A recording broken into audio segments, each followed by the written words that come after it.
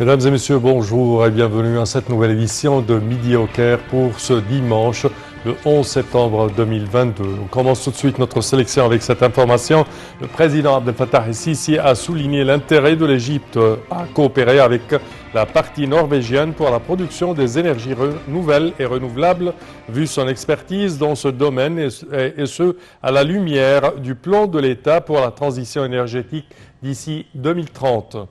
Le président a tenu ses propos en recevant le président exécutif de la compagnie norvégienne Scatec, Terje Pilskog, en présence du ministre de l'Électricité et de l'Énergie renouvelable, l'ambassadeur de la Norvège en Égypte et le directeur général de l'entreprise pour la région du Moyen-Orient et l'Afrique du Nord.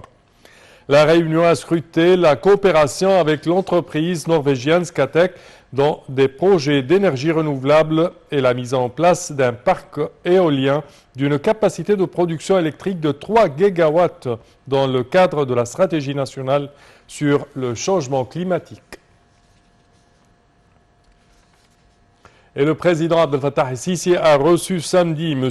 Andrew Forrest, chef de l'entreprise australienne Fortescue Future Industries pour l'énergie renouvelable. Les ministres de l'électricité, Mohamed Shaker, le ministre du pétrole et des ressources minières, Tariq Al-Mullah, et le directeur général de la compagnie pour la région du Moyen-Orient et de l'Afrique, Mu'taz Qandil, étaient présents lors de cette rencontre. Selon le porte-parole de la présidence, le chef de l'État a enjoint aux responsables de fournir toutes les facilités nécessaires pour diligenter la mise en œuvre des projets conjoints dans le domaine de l'énergie verte. La réunion s'est articulée autour de la coopération entre l'entreprise australienne et le secteur de l'électricité en Égypte dans le domaine de la production de l'hydrogène vert et de l'ammoniac vert. Au menu des discussions figurait également la mise en place d'un projet vert conjoint pour produire 9,2 gigawatts d'électricité à partir des énergies renouvelables ainsi que dans l'installation des industries concernées.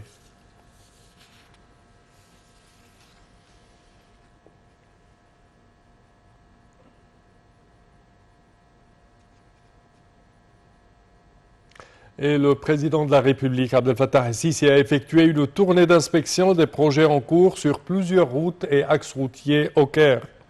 Le porte-parole de la présidence, l'ambassadeur Bassam Radia, a indiqué que le chef de l'État avait tenu lors de sa tournée à réfuter ce qui a été diffusé récemment concernant le traitement des cimetières et des zones historiques dans le cadre du développement des routes au sud du Caire et de leur liaison avec les nouveaux axes. Et pour plus de détails, voici un compte-rendu signé Maroua Arafa et Ayachal. Le président Abdel Fattah el-Sisi a inspecté vendredi les travaux de construction d'un certain nombre de routes et d'axes dans le nord du Caire.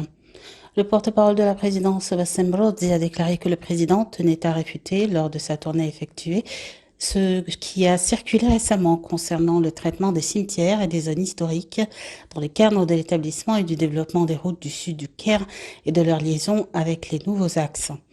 Il a souligné l'importance de ne pas être entraîné dans le scepticisme délibéré et les opinions malveillantes de certaines parties qui cherchent à déshonorer les énormes efforts déployés par l'État. Ces efforts visent à trouver un équilibre entre l'atténuation des effets de la pollution des véhicules et la fluidité de la circulation, en améliorant les propriétés des rues et exploitant toutes les surfaces disponibles pour cela, et entre la protection et la préservation des zones historiques et grâce à de nombreuses solutions innovantes telles que la construction de ponts sans les supprimer ou les toucher. Le porte-parole de la présidence a ajouté que la tournée du président a compris son inspection des travaux de mise en œuvre de l'axe Yasser qui relie le sud du Caire à partir de l'axe Hasab al-Kafraoui et l'axe Samira Moussa, en passant par le quartier Al-Asmarat et le nouveau corniche de Mu'attam jusqu'à Salah Salem et l'axe de l'autostrade qui s'étend à 9 km de longueur avec 5 voies de circulation dans chaque sens. Le président a également inspecté l'avancement des travaux sur l'axe Mohamed Izzat Adel qui relie le sud du Caire à Helwen à partir de l'autostrade vers la route Ain Sokhna et la nouvelle capitale administrative ou vers les zones à l'est du Caire via l'axe El Shahid avec 12 km de long et 5 voies de circulation dans chaque sens jusqu'à 8 voies de circulation dans chaque sens dans certaines zones. Le président s'est rassuré des travailleurs des différents sites sur l'avancement des travaux et a écouté leur point de vue.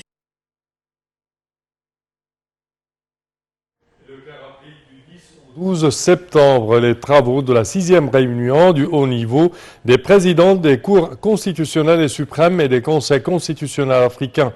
La thématique du rôle de contrôle constitutionnel dans le développement des peuples africains est débattue lors de cette rencontre. Et pour plus de détails, voici un compte-rendu signé Marwa Arafa et Aïcha.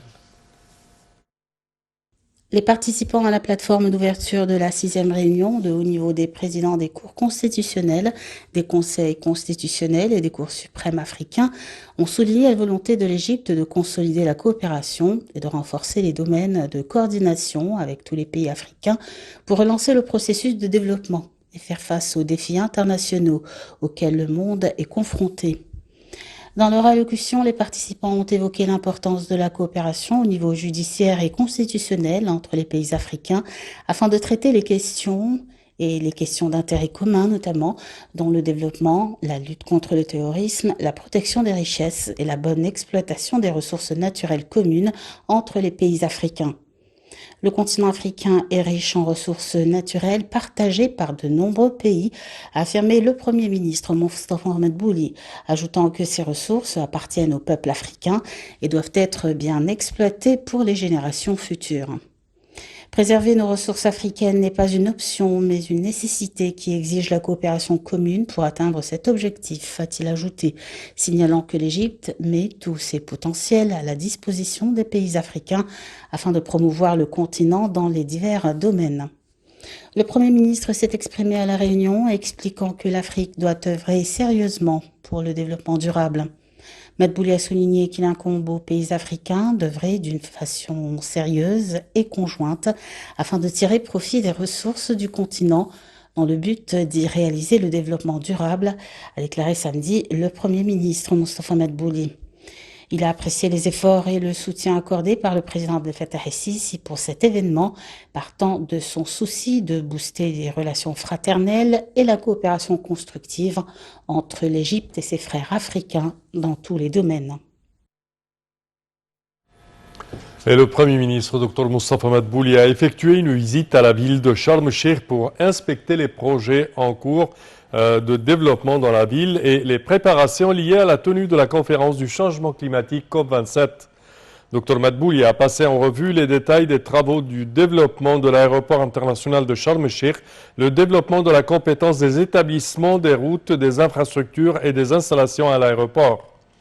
Le Premier ministre a passé également en revue le projet d'application de l'identité visuelle que l'administration de l'aéroport vient d'installer dans les différentes salles. Ce projet vise à promouvoir les villes égyptiennes en mettant en avant le style architectural adéquat de chaque ville, mais aussi les métiers et spécialités de chaque gouvernorat.